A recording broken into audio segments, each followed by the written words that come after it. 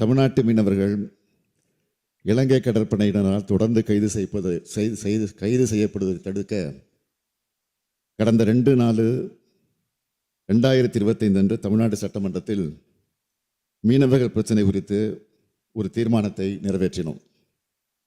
அப்பிரச்சனைக்கு ஒரு நிரந்தர தீர்வு காண்பதற்காக அந்த தீர்மானம் நிறைவேற்றப்பட்டது.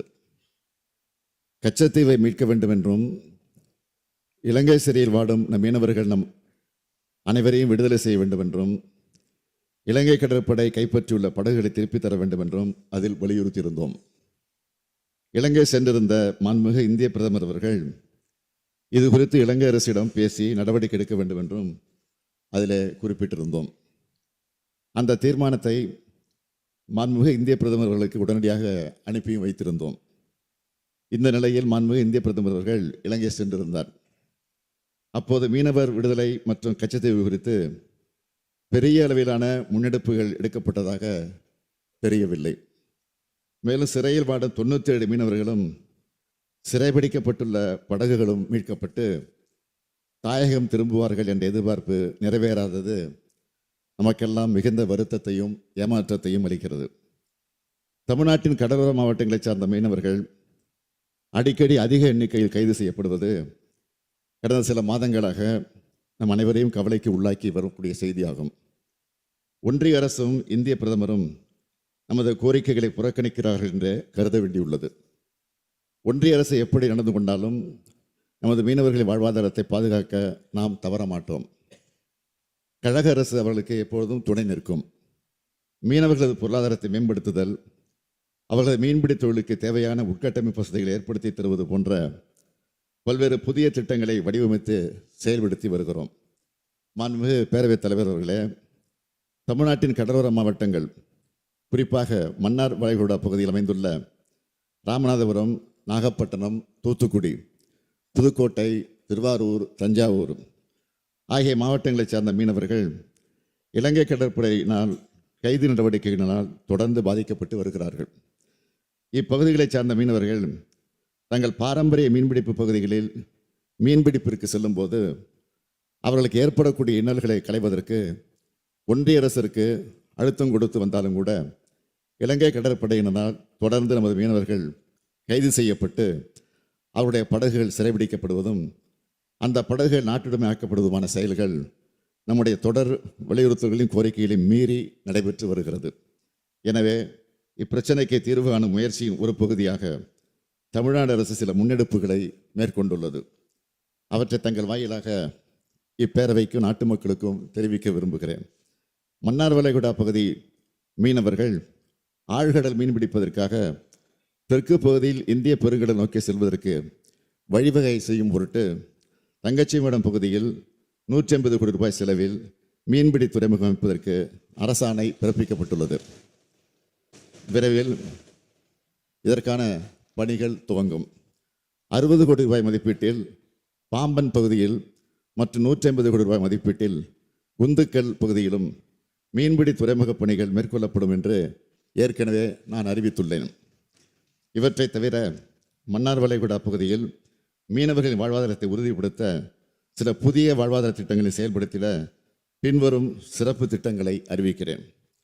கடற்பாசி வளர்ப்பு, பதப்படுத்துதல், மதிப்பு கூட்டப்பட்ட பொருட்கள் விற்பனை தொடர்புடைய தொழில்களுக்கு தொழில்நுட்ப பயிற்சியுடன் தேவையான உபகரணங்கள் அளித்து தொழிலில் ஈடுபட சுமார் 7000 பயனாளிகளுக்கு 52 கோடியே 33 லட்சம் ரூபாய் செலவில் சிறப்பு திட்டம் செயல்படுத்தப்படும். கூண்டு முறையில் மீன் மற்றும் சேற்று நண்டு வளர்ப்பு, பதப்படுத்துதல், விற்பனை தொடர்புடைய தொழில்களை மீனவ சமுதாய மக்கள் மேற்கொள்ள 25 கோடியே 82 லட்சம் ரூபாய் செலவில் உபகரணங்கள் வழங்கி தொடர் பணிகளும் மேற்கொள்ளப்படும். மீன்பிடித்துதல், மீன் பதப்படுத்துதல், மீன் உலர்த்தும் தொழில் நுட்பங்கள், தொழில்நுட்ப உபகரணங்களை அளித்தல் மற்றும் பயிற்சிகள் வழங்கி ஊக்குவிக்கும் திட்டம் சுமார் 2500 மீனவ குடும்பங்களை சார்ந்த பயனாளிகளுக்கு 9 கோடியே 90 லட்சம் ரூபாய் செலவில் செயல்படுத்தப்படும். சுமார் 15,300 மீனவர்களுக்கு மீன் மற்றும் மீன் சார்ந்த மதிப்பு கூட்டப்பட்ட பொருட்களை தயார் செய்வதற்கான தொழில்நுட்ப பயிற்சி வழங்க 20 கோடியே 52 லட்சம் ரூபாய் செலவில் திட்டம் செயல்படுத்தப்படும்.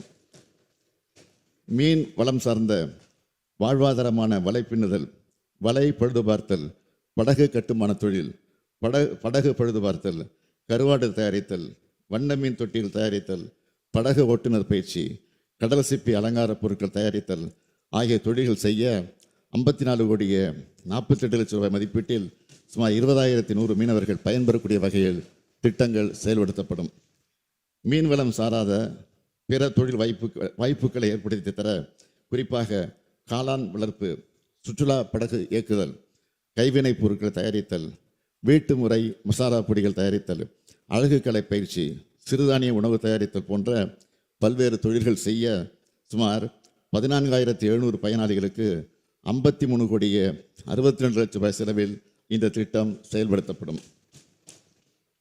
தமிழ்நாடு அரசின் மீன்வளத்துறை, மீனவர் கூட்டுறவு சங்கங்கள், மகளிர் சுய உதவிக்குழுக்கள், தொழிலாளர் நலத்துறை, தமிழ்நாடு மகளிர் மேம்பாட்டுக் கழகம், தமிழ்நாடு திறன் மேம்பாட்டுக் கழகம் போன்ற பல்வேறு அமைப்புகளும் அரசு துறைகளும் இணைந்து திட்டங்களை செயல்படுத்தும். இந்த திட்டங்களை எல்லாம் ஒருங்கிணைக்க திட்ட கண்காணிப்பு பிரிவு உருவாக்கப்பட்டு அதன் மூலம் திட்ட செயல்பாடு தொடர்ந்து கண்காணிக்கப்படும். நமது மீனவர்களின் வாழ்வாதாரத்தை காத்து மேம்படுத்தும் பொருட்டு இந்திய பெருங்கடலின் ஆழ்கடல் மீன்பிடிப்பு செய்வதற்கு ஏதுவாக ஏற்கனவே அறிவிக்கப்பட்ட மீன்பிடி துறைமுகங்கள் 360 கோடி ரூபாய் செலவில் செயல்படுத்தப்படும். மீனவர்களின் வாழ்வாதாரத்தை மேம்படுத்த 216 கோடியே 73 லட்சம் ரூபாய் செலவிடப்படும். மொத்தம் 576 கோடியே 73 லட்சம் ரூபாய் செலவில் செயல்படுத்தப்படும். இந்த திட்டங்களால் மன்னார் வளைகுடா பகுதியை சார்ந்த மாவட்டங்களின் மீனவர்கள் பெரிதும் பயனடைவார்கள். அவருடைய வாழ்வாதாரமும் மேம்படும். அது மட்டுமல்ல, நமது மீனவர் சொந்தங்களின் குடும்பத்தினர் கூடுதல் வாய்ப்புகள் பெற்று அந்த பொருளீட்ட அதிகமான பொருளீட்ட வழிவகை ஏற்படுத்தப்படும் என்பதை இந்த பேரவையில் தெரிவித்து அமைகிறேன்.